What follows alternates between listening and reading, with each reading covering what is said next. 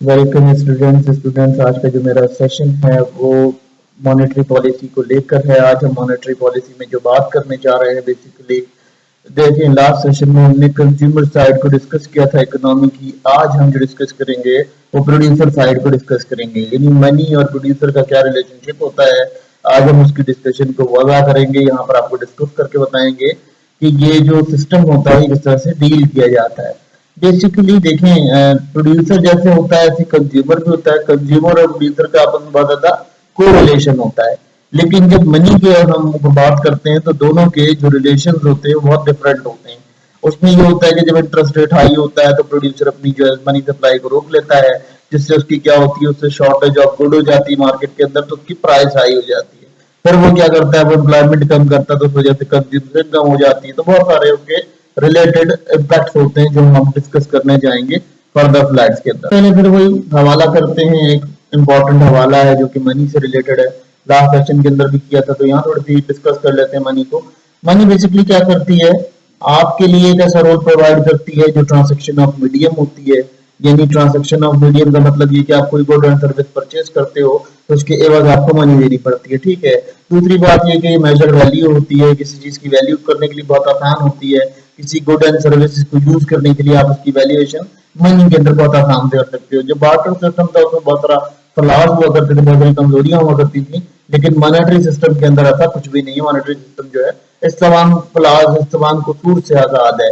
तो बेसिकली अब हम यहाँ जो डिस्कशन जा रही है हमारी, वो मनी के अकॉर्डिंग जा रही है। मनी में बहुत सारी चीजें चेंज होती रहती हैं, एलोबरेट होती रहती हैं। इससे क्या होता है, मनी में आपका जो इफेक्ट ऑफ मनी होती है, सप्लाई ऑफ मनी, वो आपका बहुत ज्यादा किरदार अदा करती है प्रोड्यूसर साइड पर भी। क्योंकि जब वो स्टोर वैल्यू पर रखती है तो हम उसको जो है स्टोर वैल्यू पर भी डिस्कस कर सकते हैं। क्या होता है जी, स्टोर वैल्यू मनी की जो है स्टोर वैल्यू होती है, वो प्रोड्यूसर क्या करता है, पैसे को रख भी सकता है। प्रोड्यूसर जो है स्पेकुलेशन नेचर में रख लेता है।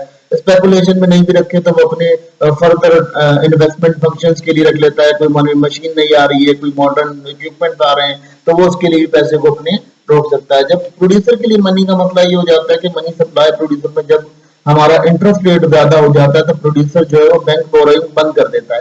तो उससे क्या होता है, बैंक बोरोइंग जब बंद हो जाती है तो ऑलमोस्ट वो अपनी इन्वेस्टमेंट कम कर देता है। जहां आपका मार्केट में इन्वेस्टमेंट हो रहा होता है वो इन्वेस्टमेंट को भी रोक देता है। तो ये एक बड़ा इंपॉर्टेंट मनी का जो है यहाँ सिस्टम क्लियर होता है। तो उसके बाद अगर देख लेते हैं तो मनी जो है क्या करती है कि अथॉरिटी जो है वो रेगुलेट करती है डिफरेंट मनी सप्लाई के लिए मॉनेटरी पॉलिसीज।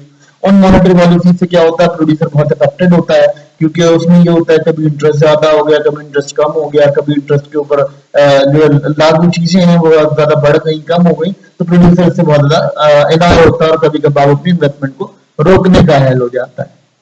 जो स्टूडेंट्स, अब क्या होता है, प्रोड्यूसर साइड में बात कर लेते हैं। जैसे कंज्यूमर साइड पर आपने देखा कि मनी का रोल है, ऐसे प्रोड्यूसर का भी रोल है। प्रोड्यूसर का क्या रोल है, जब कंजप्शन बढ़ जाती है, जब उसकी कोई गुड एंड सर्विस मार्केट में बिकना ज्यादा हो जाती है, तो जो बिजनेसमैन होता है या फर्म होल्डर होता है वो क्या करता है, वो अपनी प्रोडक्शन को बढ़ा देता है, उसका आउटपुट बढ़ जाता है। जब उसको इंटरेस्ट रेट के अलावा जो पर्दे मिल रहे होते हैं, आसान शराइत में पर्दे मिल रहे होते हैं, तो वो अपनी क्या करता है कि वो पर्दे लेके अपने जो है माल को आगे निकालने का अहल हो जाता है। तो इस तरह से क्या होता है, प्रोड्यूसर के पास बहुत सारा इन्वेस्टमेंट आ जाता है, उसके पास बहुत सारी रेगुलेशन आ जाती है। अच्छा, इसके अलावा इसके अंदर क्या होता है, इसके अंदर इसमें ये होता है कि ये अपनी आउटपुट को देखते हुए, अपने प्रॉफिट को देखते हुए चीजों को प्रोड्यूस करने का अहल हो जाता है।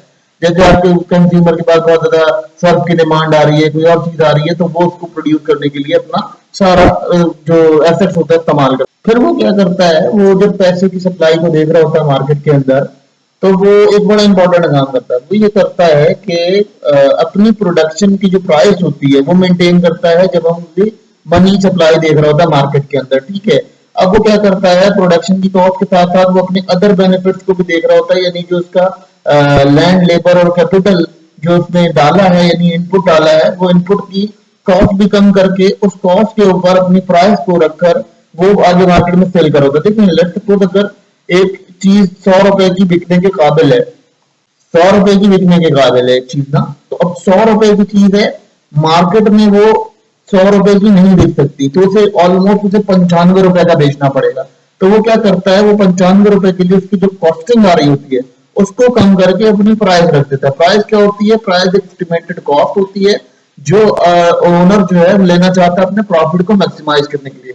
कॉस्ट होती है जो उस पर बनावट पर लागत आ रही होती है, लेकिन जो प्राइस होती है वो क्या होती है, वो उसका यूज करने के लिए आती है। फिर उसके बाद अगर हम यहाँ बात कर लेते हैं, अगर हम यहाँ बात करते हैं तो हमें ये बात समझ में आ जानी चाहिए कि जो रिसोर्स एलोकेशन है वो प्रोडक्शन से बहुत ज्यादा रिलेट करती है। जितनी रिसोर्सेज होती हैं, प्रोड्यूसर अपनी रिसोर्सेज को ऐसी जगह एलोकेट करना चाहता है जहां से उसका प्रॉफिट मैक्सिमाइज हो सके, उससे मॉनेटरी मॉनेटरी लेवल के अंदर जो उसकी इंक्रीज हो सके, वो बढ़ा सके, अपने मॉनेटरी वेजेस को बढ़ा सके, अपने मॉनेटरी प्रॉफिट्स को बढ़ा सके, अपने मॉनेटरी टारगेट्स को अचीव कर सके, तो इसलिए वो प्रोडक्शन को इंक्रीज करता है। तो जब आपकी मनी सप्लाई इंक्रीज होती है तो ऑलमोस्ट प्रोड्यूसर भी ये इफेक्ट पड़ता है कि वो क्या करता है, वो अपनी प्रोडक्शन बढ़ाता है, अपने लिए लेबर का इनपुट बढ़ता है, उसके अंदर लेबर का इनपुट बढ़ता है, तो उससे एक और फायदा ये होता है कि इकोनॉमी के अंदर जो है वो अनएम्प्लॉयमेंट बहुत डल हो जाती है, जिसकी वजह से मैक्रो इकोनॉमिकली बहुत ज्यादा इफेक्टिव रिजल्ट पे करता है हमारी इकोनॉमी के लिए। स्टूडेंट्स, जैसे दो गाड़ी के पहिए होते हैं, इसी तरह अगर इकोनॉमी के दो पहिए देखे जाएं तो इकोनॉमी के दो पहिए ऐसे होते हैं कि एक कंज्यूमर होता है और दूसरा प्रोड्यूसर होता है। जब कंजप्शन बढ़ती है तो प्रोड्यूसर उसको रोल करता है, और जो मनी होती है बेसिकली वो इस तरह से काम करती है कि एक इंजन की तरह काम कर रही होती है। जब आपका जो टायर है वो इंजन से रिवॉल्व कर रहा होता है, ठीक है, इंजन के थ्रू रिवॉल्व कर रहा होता है, जो आपके लेफ्ट और राइट को व्हील को एक्यूरेट वे में चला रहा होता है।